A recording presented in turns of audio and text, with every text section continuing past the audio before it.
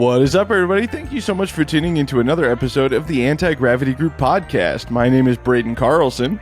My name is Taylor. My name is Shane, or as you might know me, Postart. And I'm Macho Matt.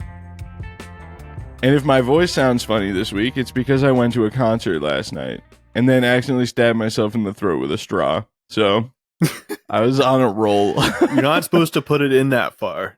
Well, I didn't try to, but then I turned and it hit my arm and just kind of wedged it down. Ooh. It's a tough one. Well, before we get started here, I just want to point out, for those not watching, I got a sick Rocket Vlog shirt on that Sam designed. Taylor's Sam. It's really, really cool. It's like a 50s advertisement, and you can buy them right now at rocketvlogs.com. And every dollar you spend right now on rocketvlogs.com, by the way, gets you one entry per dollar to win an Extreme Wildman with a shock cord and an aero pack retainer and a $100 Wildman gift certificate. Basically a full level 3 package. That's why I'm calling it the level 3, the L3 Dream Giveaway. You can also buy products that get you entries at hprtools.com. All the rules and everything are on those websites. Go check them out. This episode comes out before April ends, so actually they both do. Both the ones we're recording today. Do you mean March? March? Yes, I do mean before March ends, before April starts. So if you're listening to this on the day that it comes out, before April 2025, if you order a shirt by the 31st, you will get it soon because I'm ordering them in batches, one at the beginning of April, one at the beginning of May. So if you want the batch in April, you got to order it now. Folks, today we're talking about rocketry terms. Riveting thoughts across the board on that one. So wow. Can't wait. I thought you were going to say something else. Yeah, I figured you'd elaborate on that. Well, it's in what are rocketry terms? They're terms that you hear a lot in rocketry, believe it or not. It's there's a lot of interesting things you hear people say in rocketry that, like, if you didn't have any concept of what was being talked about, you might think people are just making things up. Like, for example, Matt, do you know what Chad staging is? No, I would assume it's like a guy named Chad. And, yeah, we've had a little bit of feedback that some of it from Matt, who is here on the show, but when me and Braden get going, sometimes stuff gets flying around that maybe some people haven't heard before, but a lot of it maybe you have, so we'll go over both. Admittedly, the whole inspiration behind pitching this idea for this episode was that I didn't know Chad was an acronym. I just thought it was like something that. So that's why I asked. So does anybody who does know want to throw it out there? What does Chad stand for? Cheap and dirty. Yeah, baby. The way I like my rockets. Wow. My grandpa went through a phase where he was Chad staging the ass out of stuff. Okay, so we should specify what it is. Basically, it's when you take, say, for example, an SS 2-stage rocket will say uses a C60 to a C65. A Chad staging assembly is where you tape the C60 straight to the bottom of the C65 and put it in a rocket that's not designed to be a 2-stage rocket. So it's pretty sick. Yeah, I want to do it with a Big Bertha really bad. Well, I've even seen Chad 3 stages before, but the rocket has to be very stable because you're adding a ton of weight at the back of the rocket. Yeah, it's going to have to be super long. Shane and I set up a rocket to Chad stage once, but then we didn't do it because it still had a delay. And we were like, I think it's going to coast long enough that it'll be okay. But I know, I've always wanted to try that.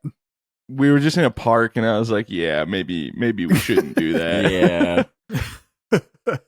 So something I've never done, but yeah, Chad staging is the reason that I wanted to talk about this. So I asked people on Patreon to throw out some of their terms, and we have a Google Doc here, and we're going to start this one off with an argument, okay? And I'm curious, Matt, where you stand on this one, since you're like probably the newest to hearing this term. What does CATO mean? I think it stands for catastrophe after takeoff.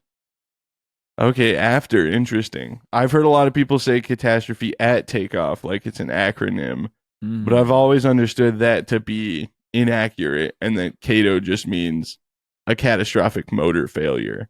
Yeah. Because I've seen a lot of interchangeable people will be like, oh, yeah, that shred was a CATO, for example. And I'm like, no, that's not how this works. But I mean, I guess there's no official ruling, but I've always understood it to be specifically a catastrophic motor failure. Yeah, that's my understanding as well. I have heard a lot of catastrophic at takeoff, but like it could be not at takeoff unless you're just including the entire motor burn as takeoff. Yeah, a CABO. Catastrophe and boost off. Boost off. That sounds so funny. 3, that's 2, gonna 1, be the new boost thing. off. Boost off. Dude, should be your boost off merch is LCO. coming soon. One of your one of your LCO catchphrases. Boost off, baby. Who's next? Weird. Well, we're off to a great start here. Yeah, this podcast episode is going to be lovely. Anyway, should we run through our list or should we? The Patreon one is kind of sparse and people have a bunch of things on there, so maybe we should just go through ours. Okay, I can't figure out how to pull up my list again, so you might have to feed them to me. Did you? Okay, yeah, we can just do that. But I'm going to do the next one. It's coning. Somebody actually asked on Patreon what it was, but I already had it in the doc. And it's kind of a hard concept to explain. So what I did was searched it and found it put into words by somebody way smarter than me. And that person is Tom Binford. I found it on an old Rocketry forum post. Yeah. Tom Binford is about as OG as you can get in high power rocketry. There's like, at least for someone still super active. Yeah, there's like pictures of him flying O motors at BlackRock in like the early 90s. He goes way, way back. If you're not familiar with Tom, really cool dude. I think he's in South Carolina is where he lives. But I know he flies in the Carolinas. But he makes like really cool D-grain, super long burn motors and stuff. He knows what he's talking about. And he said, it has to do with roll coupled instability, and you'll hear roll coupling as well in place of coning, or they just mean the same thing if you hear them alternatively. When the roll rate matches the natural frequency of the fin's corrective force, the rocket will corkscrew. Usually the corkscrewing gets worse until either the motor burns out or the rocket shreds. A really good example if you want to see it happening is Shane's 03400 rocket, because at the end it starts doing it a little bit. And a lot of people think that it comes from the rocket being overstable, but Shane's rocket is a great example of that not being the case. Yeah. And but being overstable can make it more susceptible, I believe. Yeah. Yeah. And I mean it's really like the dynamic stability more than the static stability is what affects it most, because like Shane's rocket was statically stable and it was fine for the first little bit, but as the motor weight was depleting and it was getting faster and the CP was shifting, it found that perfect fun harmony and just started getting crazy with it. Fortunately, it was at the end of the motor burn, so we got the motor burnout, not the rocket coming apart outcome. Yeah. Every time I hear coning, I think of Taylor doing this. For people not watching and just listening to the podcast, Matt looks like he's trying really hard to do the Macarena, but not understanding. That's how what you do, it. Taylor. That's what you do. You do this with your hand. What? In Coning. what context? Me talking about coning? Yeah. I just started. Yeah, you do that. A great way to like there it is. It. Oh Yeah. Wow, that is nice. You take like a pen and do one of Pens these. are better than the hand Whoa. demonstration. See that? I'll give you See that. that, people listening Sometimes you don't on have a Odyssey. That's really invigorating for the called audio coning listener. because the rocket is kind of Spinning in the shape of a cone. Yeah. Yeah. That's remarkable. Well, in case someone was missing that. Yeah. You're remarkable, Matthew. I'm out of here. Okay. He doesn't like the praise. Okay, let's move on. Let's give, I don't know, it's fun to feed the easy ones to Matt. Matt, tell us what a shred is. So it's when Come on, bro. I know. I was know what a shred is. I know. Use your words. Okay. I was debating whether or not to be ridiculous or to the point. So I'll just be to the point. I'll cut the crap. A shred is when the rocket mechanically comes apart because of its build quality, or it just is unable to withstand the forces applied to it. He got it, folks. Yeah. Woo! Where's the applause or the soundboard audio is just never acceptable. It's always too loud or too quiet. It's just a nightmare. And I think people hate it. To be okay with it though, Braden, especially when you put it on repeat and you just spam it. Well, it's really fun like during the live streams, but if it's an episode that's going to be published, then I'm like, nah, I'm not going to put people through this, because if you're driving down your car or down the road in your car, there's all of a sudden applause louder than we're talking. During live stream, we have about 30 or 40 people that we can demolish their ears, but there's been reports that there could be more people listening to the normal podcast. Yeah, makes like sense. A few hundred at a time. So all right. That's we don't want... The people that are the live stream understand the memes, and they want their eardrums blown out. Yeah, part of it. Oh, but I am curious, actually. So if you're listening to this, in the description on whatever platform you're listening to, send us a text message and tell us how you feel about the soundboard usage. We've used it in the past a few times, or send an email to contact@agtpodcast.com. But from the feedback I've received, it seems like people aren't way into it. That's fine. I'll just play it. I'm guessing there hasn't been a lot of positive feedback. No. People are just like, wow, that's really loud. I'm like, yeah, I know. I tried. Sorry. So we're just kind of not using it for now. We did get fan mail. Somebody asking about the Punisher, the new one, the Rocket Vlogs edition Punisher that comes with epoxy and everything. You get that Wildman Rocketry.com. Use the discount code Rocket Vlogs. You can have the rocket with a parachute and epoxy and an aeropack retainer and everything else for $250. But he was like, he asked, shouldn't the forward bulk plate have been on the coupler before you put it in the nose cone to measure where to put the vent band? And that is a great catch. Yes, it should be. And that's why it was in the video and the voiceover. So I implore you to rewatch that part. I promise you it was there. Anyway, Taylor, tell us about blowby. You skipped one. What one? You skipped land shark. I see. Yeah, hit it. Hit it, Shane. Tell us about land sharks. I love a land shark. It just sounds cool. Yeah. From far away. Yeah. Specify. From a safe distance, it's cool. It's what is it? It's kind of what Braden's 3-inch Punisher did. I knew you were going to say that. Well, I needed an example, and it came to mind. Well, actually, there's another one that we didn't put on the list, and but Braden's would be an example of that. Can I throw it in, because I can't? Yeah, hit it. Power prang, one of my other favorite terms. Oh yeah, or power auger. Is an alternative. Yeah. I just like saying prang. Power prang. That's like those chips that come in the can. Prang. That would be basically, I would describe it as exactly what Braden's rocket did. Some usually instability, but it could be chuffing and ripping a rail button off. Yeah. But right, we get it. Full blown power straight into the ground. Yeah, and it usually makes a cool noise. Yeah, really loud noise. I had a power prang J motor with just the motor. It went through the rocket, hit the ground like probably 5 or 6 feet from me, and it was like an M80 went off next to me. It was so loud. There was a rocket a couple years ago at Airfest. The one, I don't remember what motor, but it went up and just did a U-turn and then just went straight into the ground, and likewise made a sound like an M80. Oh yeah, by the grass pads. Yeah, I think I was out there with you.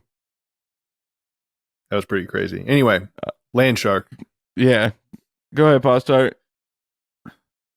It's when the rocket skates across the ground a little bit while under power.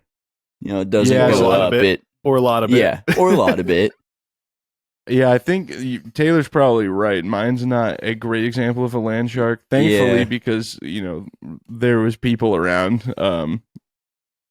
A classic example of a land shark would be like when someone like chooses totally the wrong motor and it's severely underpowered. Like you're like, oh man, this H13 sounds really cool, but the rocket just weighs too much, and so it just like tilts 4 over. pounds. Yeah. It like immediately off the pad takes like a 90-degree turn and just cruise missile. Oh, well, there's another term, I guess. Cruise missile. Yeah. That's about the same as a land shark, right?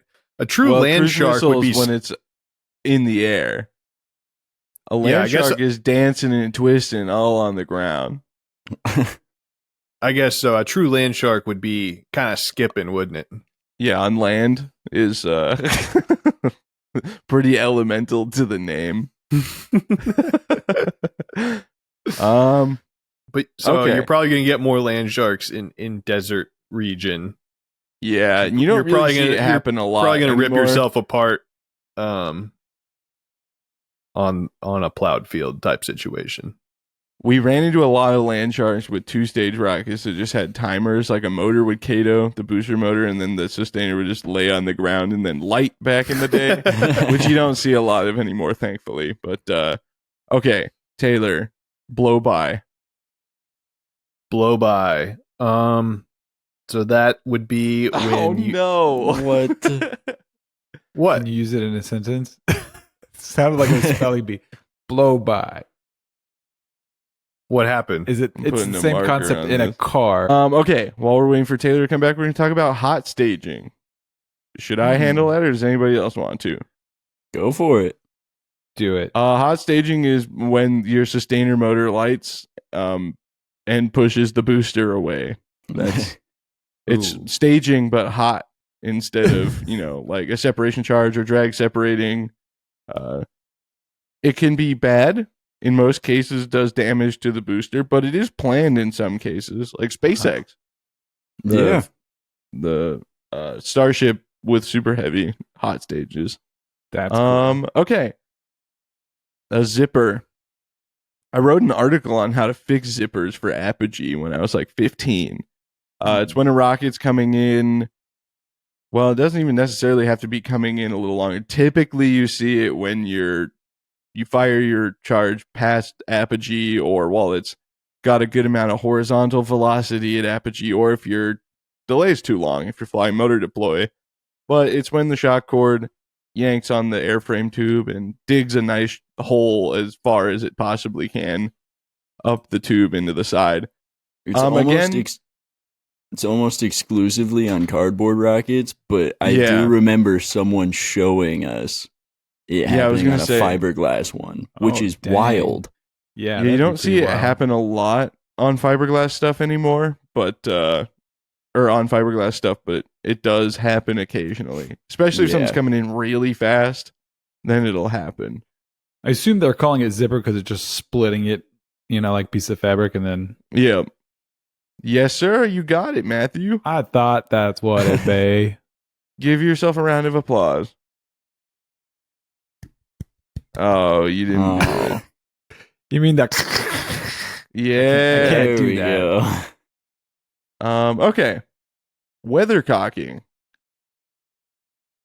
You want to handle this, Matt? Yeah, I got this. It's when the rocket leaves the launch rod and then severely angles pretty aggressively off of the pad, maybe due to strong wind or other weather pretty much events. Exclusively due to strong wind. That's the implication. It could be a blizzard. Weathercocking. Yeah. That's I guess you're right. And but I feel like it would still be the huge wind. fins. Yeah. But yeah, it's. I mean, otherwise, if you see it, it's usually because it hung up on the rail or the rocket's like aggressively overstable. Which is another term that people wanted to hear about, overstability. They're like, is that possible? And yes, it is. Yeah. When you've got your center of gravity too far forward of your center of pressure, and the rocket will be really prone to leaning, especially if it's windy. So overstability combined with weathercocking is typically a very bad thing. Well, I don't have any experience with this one, so I'm going to hand it over to Shane for ballistic. Okay. Yeah. You want to go ahead and tell the people about that one? Yeah, I'm sure everyone's pretty familiar that ideally you want parachutes to come out. So this is when that doesn't happen. Right. And the rocket comes straight back down. Or sometimes it can happen. Parachutes do come out, but it's an aggressive open, the shot cord snaps, and then the fin can comes in ballistic. Ooh. Or just a motor case. It's just anything coming down, not under parachute. We should say completely and freely not under parachute, because I don't remember what launch we were at. But do you remember when the parachutes weren't opening or inflating all the way? And the guy on the mic kept saying, "This is coming in ballistic." Yeah. And it was just a rocket coming down like a little bit faster than ideal. Yeah. I was like, dude, you have to stop saying that, because that is not what everyone thinks ballistic means. No. And it's everybody's panicking and running out of their cover to look and see what's happening. Like, faster is not good. Just be like, heads up, the parachute's not fully inflated is one thing. But to say everything's ballistic is quite the problem. And then you got like the boy who cried wolf issue, where there's actually a rocket coming in ballistic, and you're like, great, what is it this time? And it's actually a big rocket coming in with no parachute. I'm sure it's ballistic. It's an Estes rocket on a streamer. Oh my god. This Don't look. Yeah. Okay, core sample. This is a classic one.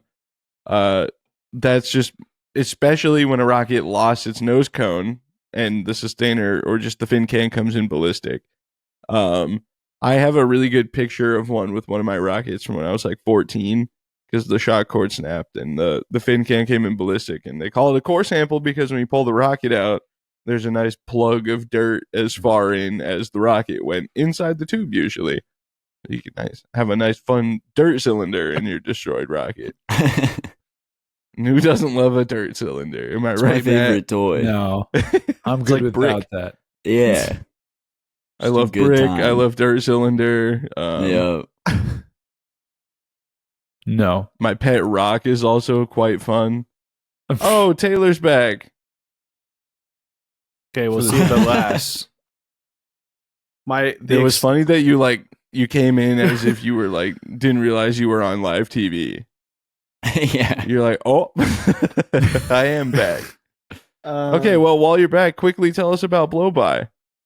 That would be when gases exit the top side of the motor for various reasons. Usually, traditionally, that would be gases leaking by the delay O-ring, which was more common before Aerotech redesigned their delay system. Wait, is it just the forward, or is it? I thought it was past any O-ring, so it could be around the nozzle end as well. I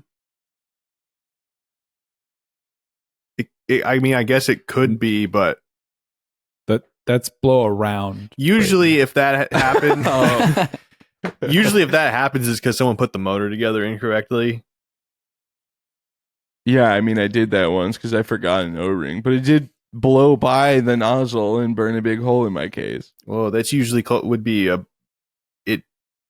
was a burn through. Yeah, but if it blows by the front end, it's gonna burn through the case. That's still a burn through, and they're still blowing around the components with it. Well, but the traditional ejection blow, or top blow by through the delay O-ring, it's just gonna blow the parachute on the way up. During the burn. I don't think the parachute has anything to do with it. What if we say gases that aren't contained to the area that they're intended to be at? Sure. Are you reading a Webster dictionary? No, I was that definition. Oh, it's because he has a EJ25 and he knows all about piston. I had to yeah. He's quite familiar with the concept of blow-by. Same thing applies there too.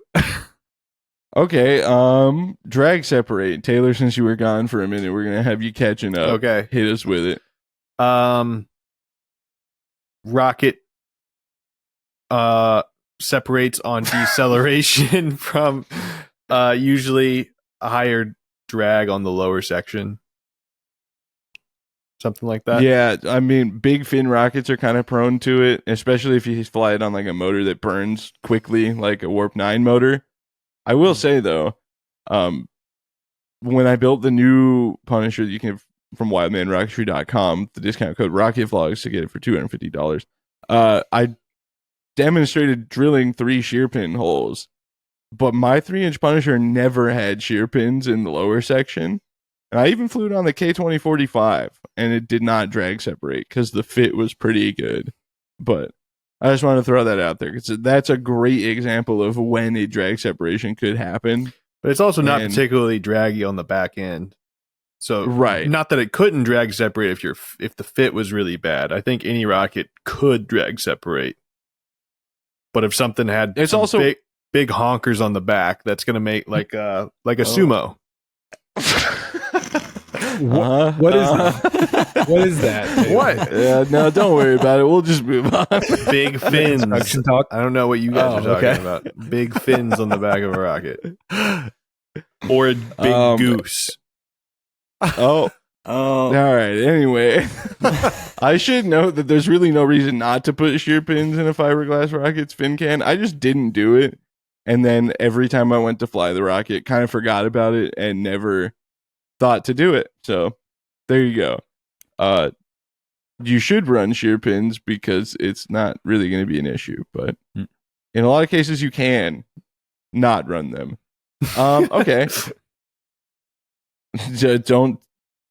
Don't take that as gospel. If your rocket drag separates, don't come mad at me for it.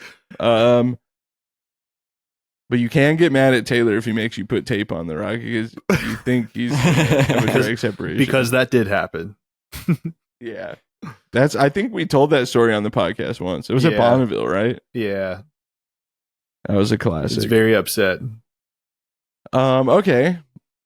We're going to do one more with you, Taylor, because I think you put this one in. Did you put rod and rail whip in here, or did Shane do it? I did it. It was me. Oh, yeah. Okay.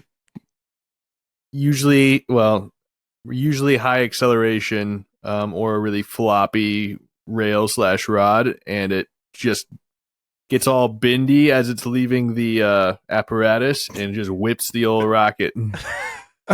The apparatus. Causing a less than vertical flight. A good example would be for rail whip would be Braden and I's M4500s? Yeah, M4500 drag race in the 5-inch Punisher off way too long 10-10 rails with no spine. Mine was particularly bad. Yeah. There's like a 3-foot long gash in my rocket from it just trying to take the rail along. Whoa.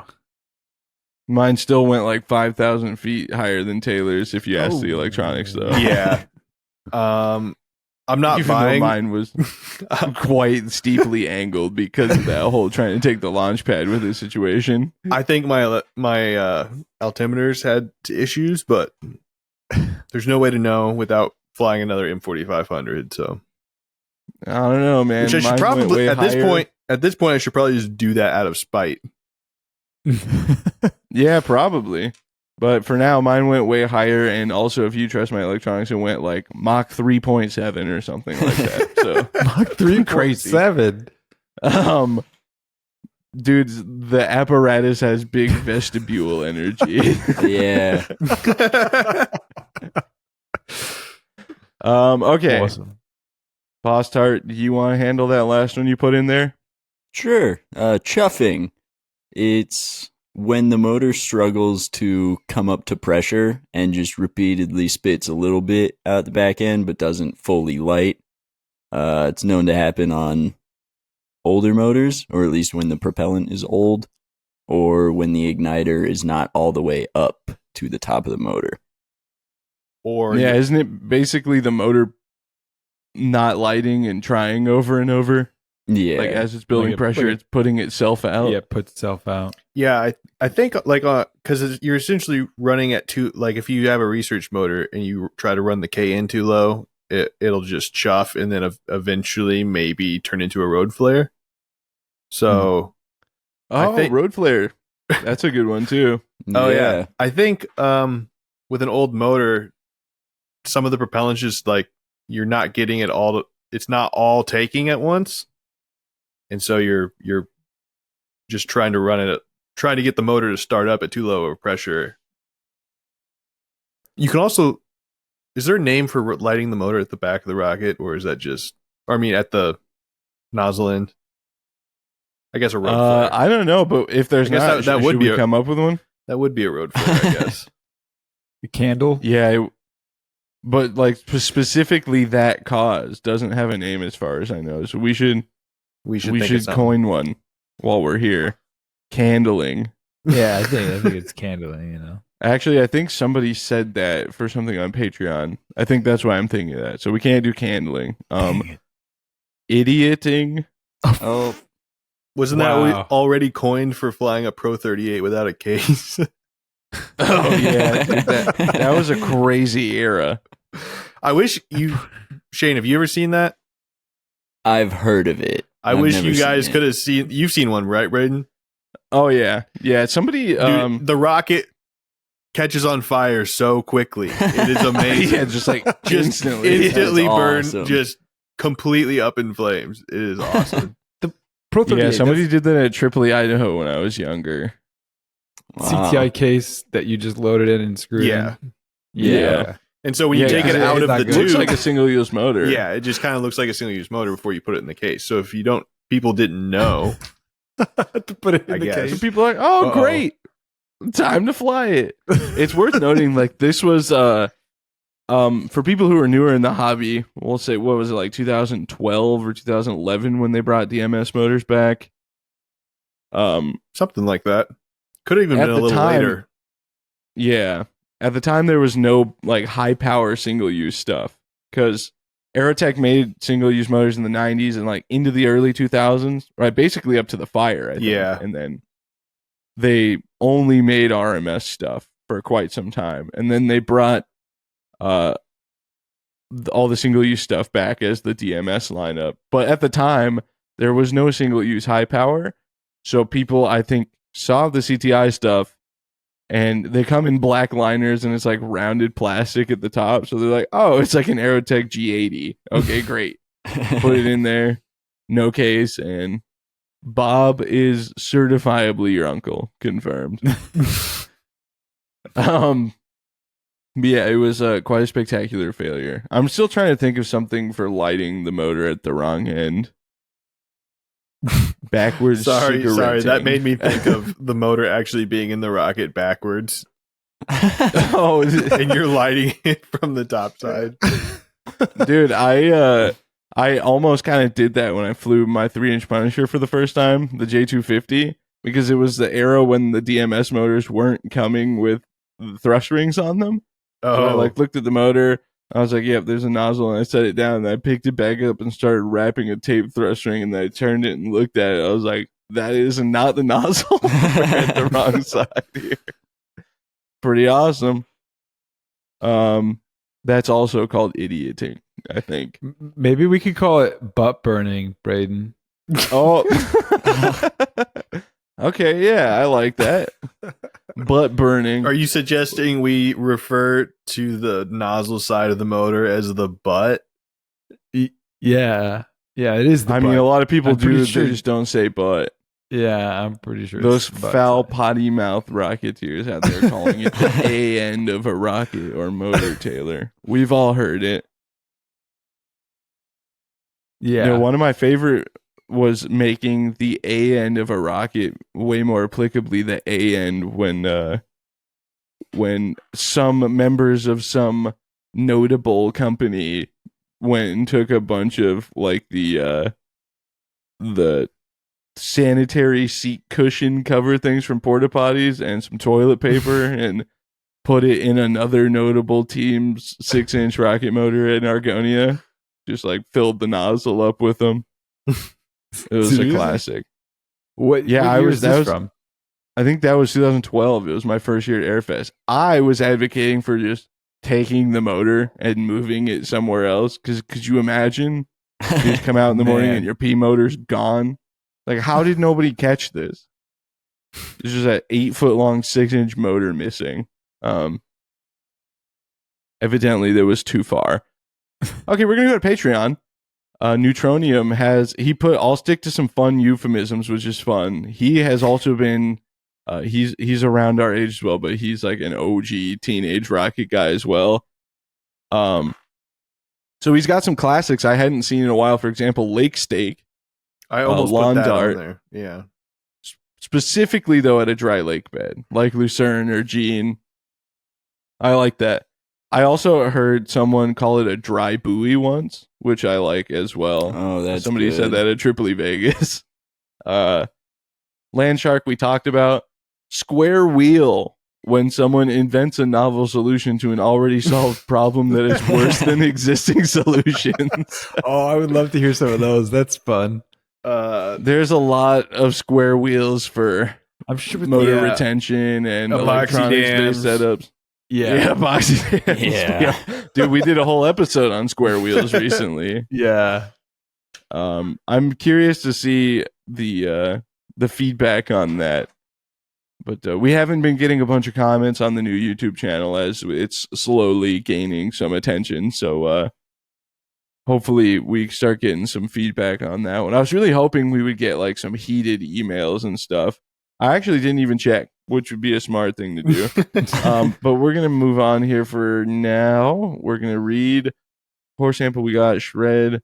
Oh, the speed of cardboard is a classic old rocket phrase.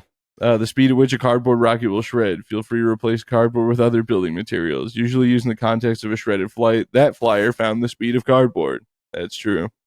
You see here that one. Speed of plywood. Speed of balsa is another big one. Yeah. You run into a lot of people like transitioning from S's to high power stuff, like trying to build big rockets with balsa fins.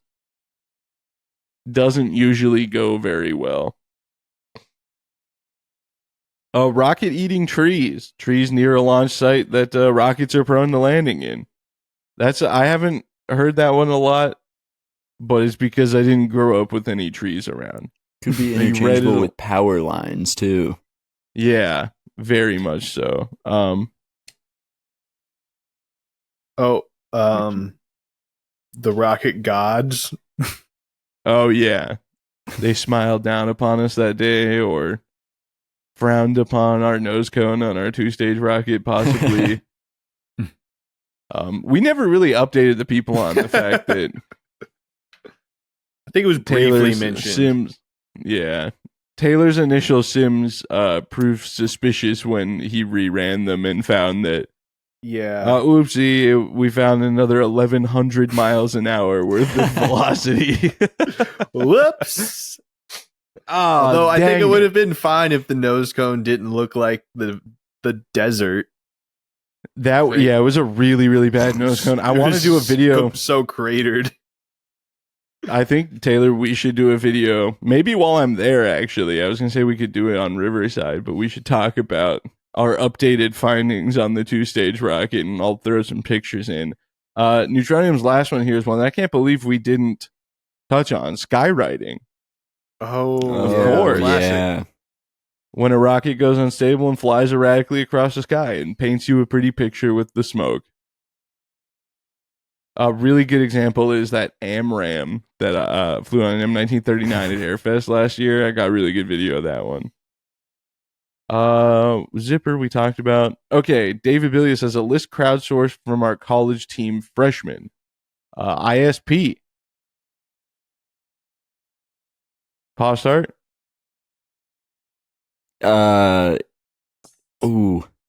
Specific impulse, correct? Yes, thank you. I don't remember the equation for it. Someone needs to reread experimental composite propellant. It's been a couple months. Dude, he's read it like 3 times. He's so ready to eat Tepanol. Gonna be sick. Sounds delicious. You will, in fact, be sick. Yeah. Dude, I found David told me that Tepanol is a mutagen, which I was like, does that mean what I think it does? Yes, it means it will cause genetic mutations. Oh no. I was like, wow, that's really cool. Anyway, body caliper. or caliber. I think this is in reference to stability. Because one caliber of stability is equal to the space between the center pressure and center of gravity being the same diameter as your body. So a 4-inch rocket has one caliber of stability if it's 4 inches between the two. Or -1 if the center of gravity is behind the center pressure. But I assume you understand that that's not good. What were you about to say, Taylor? Nothing good. So well, you just started off with body caliber and just made me think like the amount of body one has. Like, oh, I have a lot of body caliber. The caliber of yeah. Okay, Taylor, you want to explain this next one? Rocketeer medium. Oh, perfect. That would be like a 2 or 3 XL. Yeah, I always understood it to be 3XL. That's not actually on the list, but I thought it would be funny to bring up considering the body caliber. I've heard some people refer to the Rocketeer medium as an XL, but I feel like that is like a small. We're getting into dangerous territory here, Taylor.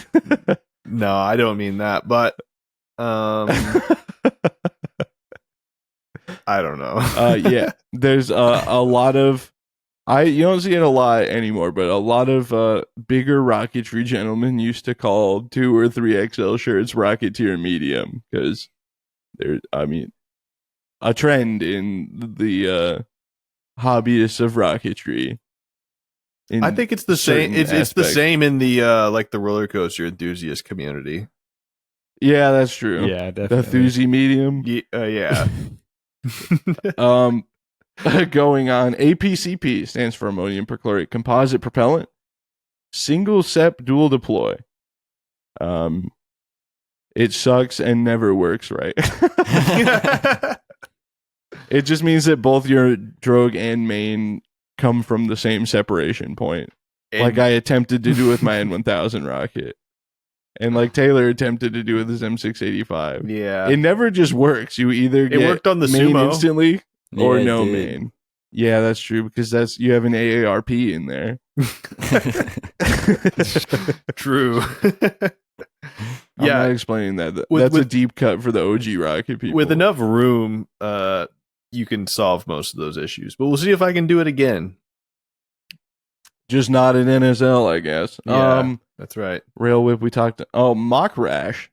Burning paint from supersonic flight. Typically, you don't see it till Mach 2-ish, but if you have some lightly tacked decals, you could technically call it mock rash, I guess, when it starts peeling those and melting them away. We did that with the Punisher. That was so crazy. 12-inch rocket flying fast enough to peel the stickers. I wish we had. Yeah. We need to replace one of the altimeters with something with an accelerometer so we know how fast it goes. Dude, we have so much room. Let's just put like 5 Blue Ravens. Because I know we went past Mach on that flight. Yeah, but if there's not data that proves it wrong, then nobody can tell us otherwise. Yeah. It sim passed it, so it went supersonic. Next question. FWFG and FWCF, that'd be filament wound fiberglass and filament wound carbon fiber fin can. Okay, this is an interesting one. Because I consider a fin can to be the assembly of rocket that has the fins attached to it. So if you have a 60-inch tube with fins on it, that's your fin can. That's but the some people, I would call that the booster. Yeah, but it's not a 2-stage rocket. Is the argument I always used to hear when I would call it a booster. Well, yes, it's not. It's boosting the payload section. What if there's just a nose cone? It's boosting the nose cone? Then it's just rocket. How about lower it's section? Just the rocket. Yeah, lower I'm section, just upper rocket. section. Okay. That's me.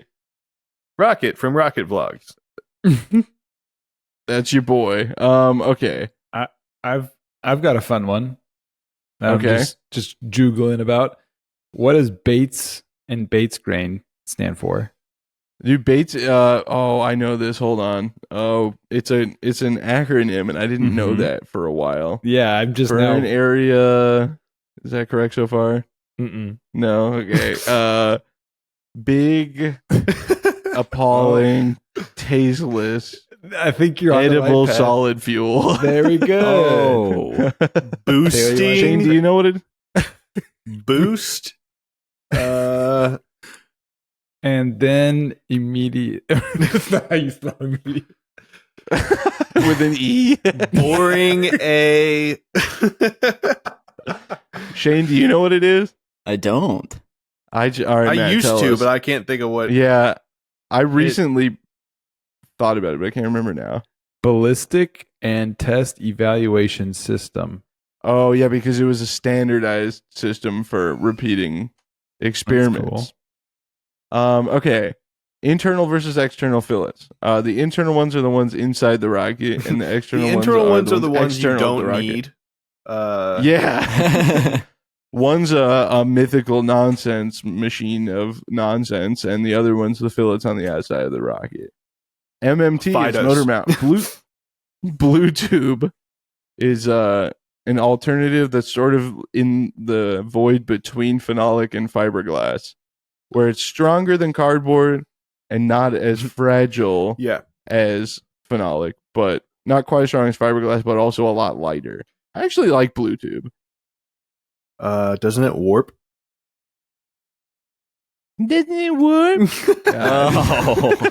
Definition of blue tube. What Rocketeers thought from 2008 to 15 was the answer to other phenolic woes.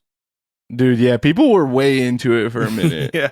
You remember that And, my glass iris had a blue tube coupler because I couldn't afford the fiberglass Yeah. one? And Giant Leap had Magna Frame. Which is their version of blue tube. I think Giant Leap still has Magna frame.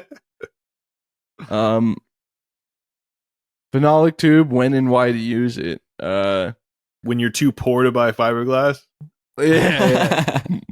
But have just enough money to buy the tube and then fiberglass to put on the phenolic, because really you shouldn't use phenolic without fiberglass in a lot of cases. Unless it's a motor tube. Phenolic's actually a really good as a motor tube, so I do like that. Yeah. And it's great for motor liners as well. But as an airframe tube, reinforcing it is a good idea. But like, just heads up, cardboard versus phenolic. The phenolic is stronger. You can fly it way faster. It's just and brittle. It's not going to want to bend. But yeah, when it hits the ground, it turns into potato chips real quick. And yes, that's BADATA. Potato. Micro spears. I have no idea. Microsphere or spear? Oh, probably. Yeah, it says spears, but you're probably right. Like micro balloons. That's like, yeah, it's like micro balloons, epoxy filler. Launch lungs. I assume was supposed to be lugs. Dude, I love some launch lungs. Yeah, when they're full of dust. Yeah. Smoke you shouldn't be breathing in, and it hurts. That's when you've huffed too much AP smoke. Yeah, beautiful. Launch lugs are an obsolete item for putting a rocket on a rail or a rod instead of a rail. It's a little tube that you glue to the side of your big tube, and frankly, unnecessary. I mean, it still has a pretty good use in the model rocket world, right?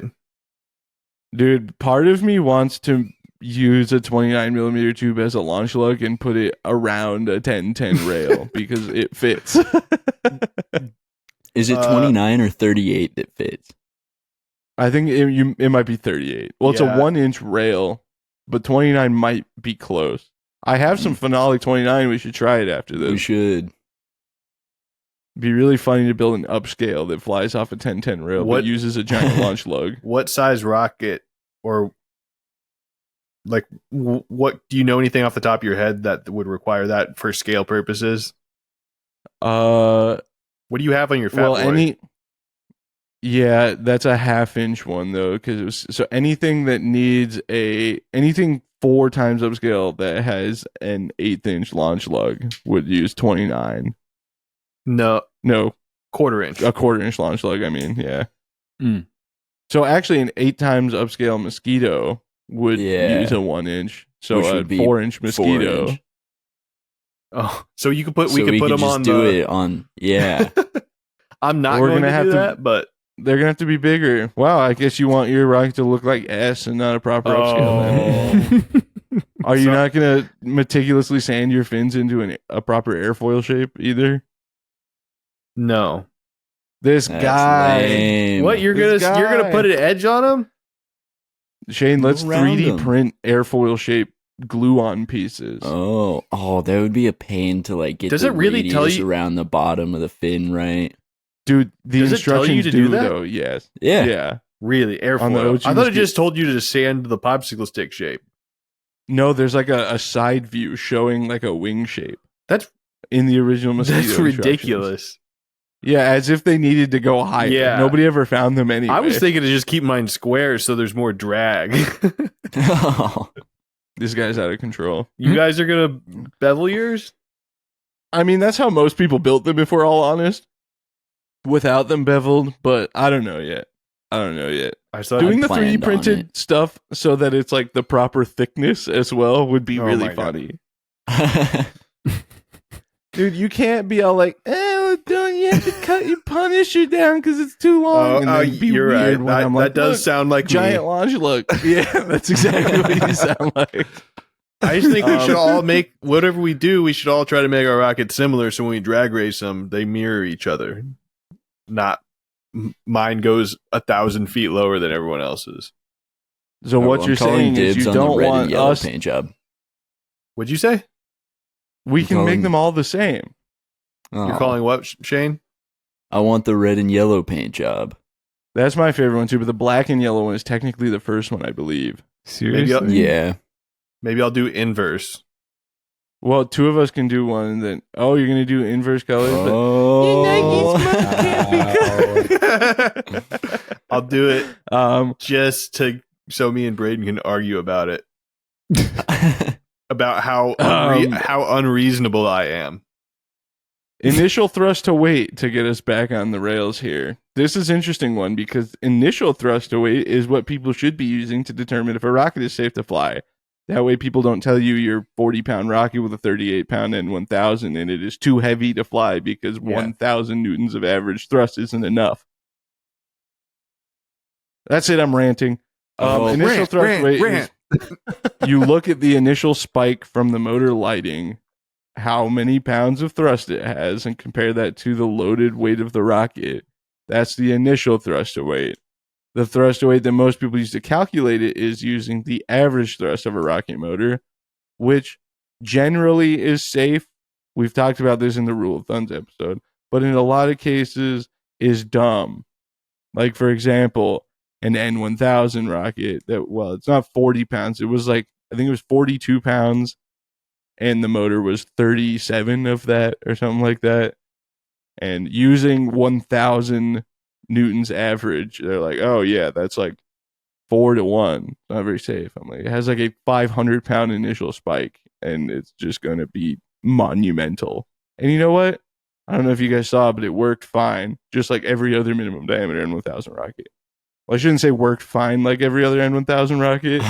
It had more than enough power to get up and moving, I should say. Anyone else want some? Nope. Speak Yeah, now, grill forever me. hold your peas. Grill me, rocket. Why don't you fly your Sumi on 5 motors then? I will.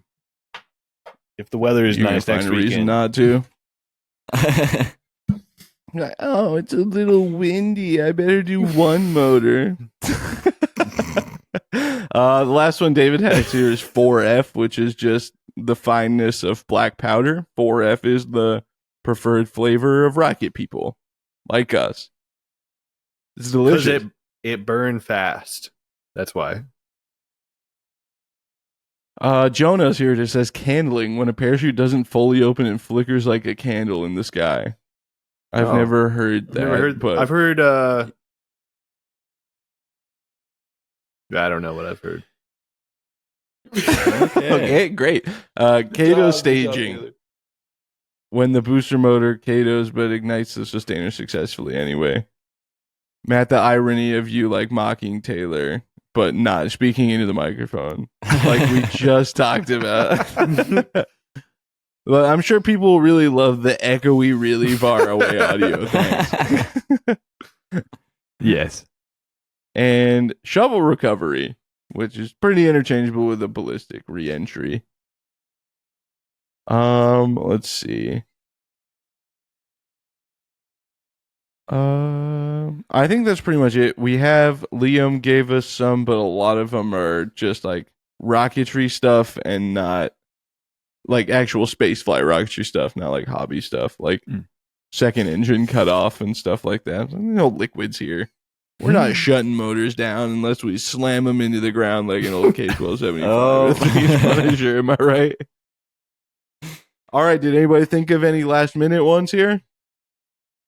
Mock delay. Oh yeah.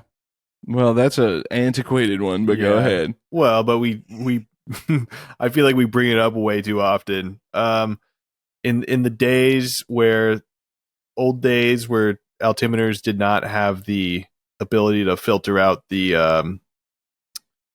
what do you call that? The noise going through Mach. It could cause the chute to deploy on the way up as it turbulence? goes. Yeah, turbulence. Thank you. Okay. I think. I don't know. But yeah, the altimeters had a Mach delay that you could set for like 4, 8, whatever it took, 12 seconds.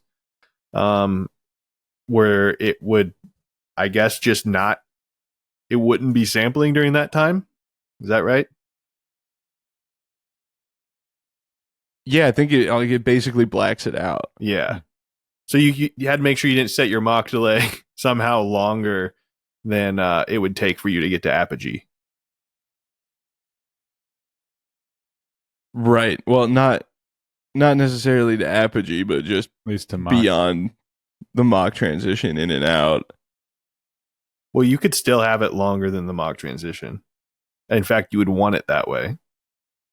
Yeah, I remember we I think on an episode of the podcast we were talking about like how you can just do set it and forget it electronics, and Taylor said just set a good Mach delay, and I was like, what year do you think? Okay, we do have a little bit of fan mail from Liam. Let's go through this real quick. He says, hey, Braden in the AGG. First, thanks for talking on the podcast, and the video will be out soon. Oh, yeah, I did an episode of his podcast. The Go for Launch podcast, which is a great name, by the way. I'm really proud of how it came out. Well, second, I have a bit of an update for you guys on the rocket that I previously sent you photos of. Oh, yeah, so we talked about this last time. They are indeed balsa fins, so he added some fiberglass to them, which will definitely go a long way. What is this? G79. It's a minimum diameter G motor rocket. Oh. But we talked about it on an episode before. We were trying to decide if it were balsa or plywood fins. I see. They were balsa indeed. He said, oh yes, if the thumbnail is cool, yeah, go for it. It's just the thumbnail we used for the Punisher in Arconia. Also, I know you named the anti-gravity group after the gravity group. I don't know if they abbreviated it as GG. But since Braden and Postart grew up in Idaho, I have to ask, have you ever ridden on Aftershock at Silverwood? It's an awesome roller coaster, and if you haven't, then you should. No, actually. Shane, have you been to Silverwood? I have been, and I do not remember if I have ridden it. It was a long time ago that I went. Yeah, you might have been before it was I think so. there. No, maybe not. It's been there for quite some time, right? What is it? I think my mom's ridden it. What is it? Aftershock. Which one is that, Matt? I don't know. It's the gravity group one. Oh, is it? Yeah, Idaho's kind of a no. Nobody. I'm just familiar with the CCIs, trimmers. Oh wait, no. Aftershock looks like that's right. That's right. Trimmers. Aftershock is a Vekoma giant inverted boomerang. Looks like it's been there since 2008. Oh yeah, yeah. No, that it was from. It's Deja Vu from Magic Mountain. Oh yes. Looks like it was actually at Six Flags Great America. For those of you that don't it was know, a deja vu at a Six Flags. Fine, go ahead, Matt. You're Go right. on. Here, I want to put in a plug for the great roller coaster site, rcdb.com. They have everything Matt. you could possibly want to know. Wait, You got charged for that. Yeah. just bleep me Yeah. out. Beep, beep, beep. Free ad reads on this podcast? Yeah. You kidding me? Literal hundreds of listeners. Yeah. I don't really. But yeah, no, I was thinking of, there's not a Gravity Group coaster up there. I think I was thinking of the RMC coaster there. Yeah. Which you might have been the pre-RMC Oh. revision of that roller coaster Postart when you were there. Yeah, it was when I was like 8. It would have been. We get asked a lot, but 2011-ish. that was like the first thing Taylor and Matt asked me was if I've been to Silverwood. And I was like, incidentally, no, because it's like 10 hours away from Boise. Yeah, I realized how I big could drive Iowa to was. Lagoon and back. I could drive basically to California's Great America the same time it would take to drive to Silverwood from Boise. That's insane. So no, I did not ride, but yeah, you're right. Aftershock is indeed the deja veja. I also have a song that I wrote and made with Suno. I'm good at rockets and not so good at music. It was the remaster of The Incident. I know Taylor didn't build the case, but AI sometimes gets it wrong.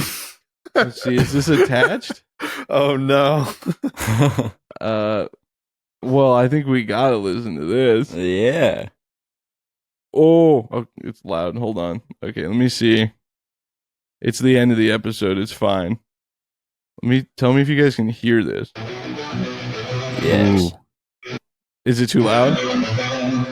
It's up there. It's a little loud. I was.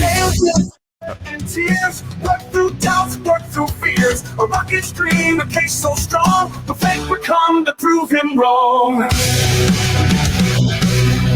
little too metal for me. Lending out his pride, his joy to a trusted friend, a careless boy. Forgot the bolts in the avionic shell, and straight to earth that rocket fell. Not bad. Yeah. He lended out his pride, his joy to a trusted friend, a careless boy. Forgot the bolts in the avionic shell, and straight to earth that rocket fell. The sparks they flew, the dreams they broke, through the ash and smoke, reality spoke. Taylor's rocket case now just debris, a busted ghost of what used to be. Matt is a reckless boy. I am, yeah. The flame that lingers thick as tar, trust burned out like a fallen star. Friendship turned to bitter crown, echoes of the crash they pound. Taylor scream and fist to sky, why oh why did this have to die? His masterpiece, his heart, his flame, now just a whisper of the name. All the sparks they flew, the dreams they broke, through the ash and smoke, reality spoke. Taylor's rocket case now just debris. Why is it? That's This great. sounds like something that would play behind an anime of me and Matt, like a anime fight Yeah. scene Yeah. after the Matt lost my The case. incident. Yeah. That's was pretty well good. done. That's pretty good. I wonder if he wrote the lyrics or if he had the AI do it. Okay, well, I think that's pretty much going to do it. Anybody have anything else? No. No, I don't think so. I gathered my thoughts on ISP. Okay, go ahead. It's how efficiently the propellant burns. Matt, round of applause, please. All right, my name is Braden. You can find me on YouTube at Rocket Vlogs and follow me on Instagram and Snapchat at BigB1011. And I guess follow me on TikTok still, Braden Carlson 6. I don't know, the lure's it's not really hitting me anymore, you know? It's like the chase was great, but now that I have it, I'm like, eh. My name is Taylor. You can find me on YouTube at The Rocket Channel. My name is Shane or Postart. You can find me on YouTube at Postart Propulsions, on Instagram at Shane Harris Photo, and online at hprtools.com, where you can spend $1. Well, not spend $1, but every dollar gets you an entry into Braden's giveaway. You can spend $1. Actually, Yeah. probably not. Yeah, I don't I think don't think you there's a can. way to do that on your website. Do you have candy bars in your store, Shane? No. Ah, You sell Dude, that's the Zupas. play. Sell 7th or 5th Avenue. oh 7th yeah. Avenue. For $1? Maybe some zero bars. Yeah, sorry. That's Okay. ridiculous. And I'm Matthew. The end. Okay, great. We are the Anti-Gravity Group. This is the Anti-Gravity Group podcast, and we will see you all next time. We might just hear from Nigel the Rocket Cat. Load up the professional masterpiece, you can bet on that. A launch and a chat with them is guaranteed to be a blast. It's the Anti-Gravity Group podcast. Ooh, ooh, ooh.